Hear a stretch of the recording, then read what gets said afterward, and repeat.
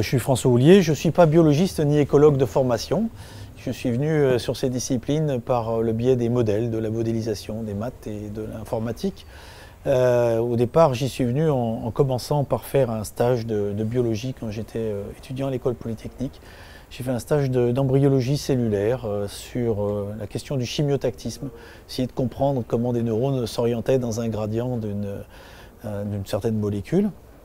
Donc là, j'ai fait de l'expérimentation, beaucoup d'observations à l'échelle cellulaire et puis aussi de la modélisation statistique. Et puis après, je me suis intéressé, quand j'ai voulu faire une thèse, parce que j'étais intéressé par les forêts en général, sans pour autant savoir exactement ce que ça recouvrait, je me suis posé la question de l'évaluation des ressources forestières, de la manière dont les forêts produisent et se renouvellent.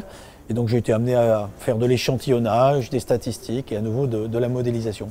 Et c'est comme ça que progressivement je me suis intéressé à des questions de biologie et d'écologie très générales.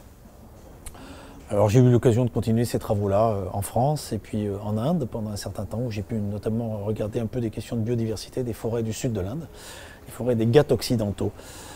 Ensuite, progressivement, je me suis intéressé à des questions de plus en plus d'administration et de gestion de la recherche, alors aussi bien la direction de la recherche, au sens de la direction scientifique, que son administration générale, parce que je crois qu'on ne peut pas dissocier les questions de science des questions de la manière dont la recherche est organisée, financée, administrée, gérée.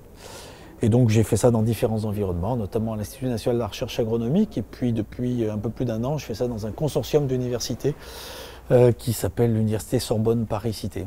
Alors plus récemment, je me suis intéressé, parce que j'ai eu une mission à un moment sur les sciences participatives, je me suis intéressé aux questions d'éducation populaire et de lien entre sciences et société.